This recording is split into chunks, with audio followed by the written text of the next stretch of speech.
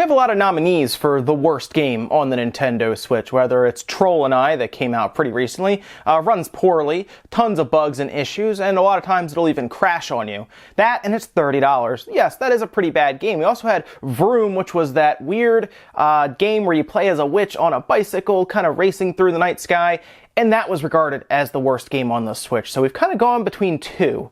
But a lot of people aren't talking about what I think is the absolute worst game on the Nintendo Switch. And it's a game that can barely be called a game, something that is shown as the bare minimum to make it onto the marketplace. Now again, the people who are saying that Troll and I and Vroom are the worst games on the Switch have probably never played Skyride. And you know what? I think that's probably a good thing. Skyride is described as an action game in which a player will ride on a high-speed bike and defeat a large group of approaching enemies. The player will fly over the ground in the sky in various fields and fight utilizing 4 weapons. We aim for the game, which offers a sense of exhilaration through routing the enemies all at once, in addition to a sense of exhilaration felt though flying around in the sky. I see we're off to a good start here. I mentioned right away that this game barely qualifies as a game, and let me show you a great example of aiming for the bare minimum.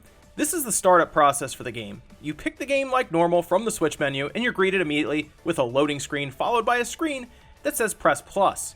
After you do so, the game starts. There is no starting menu, as you would expect with game start, options, extras, just as an example, as most games have. It seems an opening menu, as well as company logos in the beginning, was a little too much effort to put in here.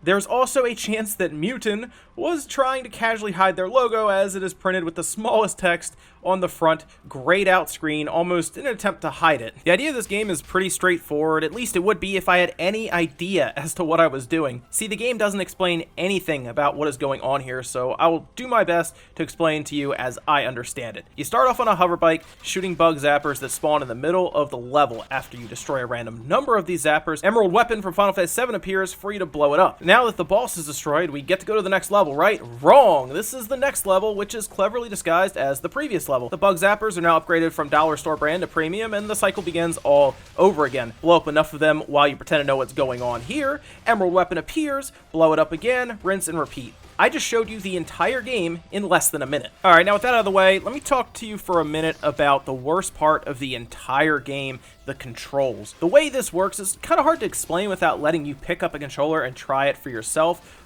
but I'll take a shot here. The left stick controls the way you move from forwards to backwards to left and right. This part is fine. It's when you incorporate the right stick that it all falls apart. See, the right stick controls the reticule inside of that circle. The cursor cannot leave that circle, and you will always be facing forward, meaning you cannot see what is above, below you, or even behind you. The most awkward part about this entire control scheme is moving the cursor up or down makes you either ascend or descend while you're trying to aim, which leads to some severely frustrating deaths. Overall, the control scheme feels clunky and awkward in a game where they want you to feel, in their own words, exhilaration. You generally just feel anger. I also took a look at the credits, which just happened to be front and center in the pause menu, and was surprised to see 16 people had a hand in this game. That seems like 15 people too many, especially when games like Stardew Valley and Axiom Verge were developed by a single person. Somehow, Skyride, a game that looks worse than a PS2 game and controls worse than a single-stick first-person shooter game, took 16 people to bring to market. One interesting thing to note with this game is it allows you to remap buttons in the pause menu.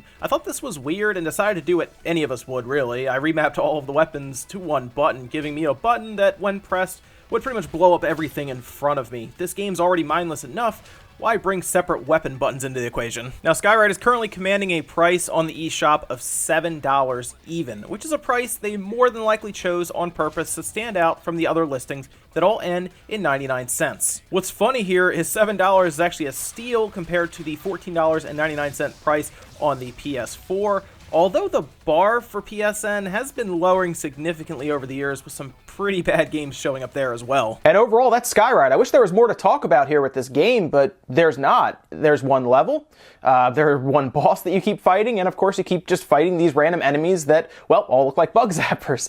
But overall, it kind of proves the idea that it's sometimes better to get quality over quantity, and if you're a Nintendo Switch owner, you don't want every port out there. Games like that should pretty much stay on the bottom of the PlayStation Network and not try to jump over to the Switch. I know Nintendo is looking for games to fill up their eShop, but in this case, Quality, guys, over quantity pretty much any day. This is a game that I would not spend $7 on. I wouldn't spend $1 on it. So stay away from it. If you're looking for more quality games, maybe check out some of the other ones on there. Something like Kamiko that's $2 less, or something like Mighty Gunvolt that's $3 more. Those are games that you'll get more time out of and more enjoyment. Thanks for watching. I'll see you guys next time.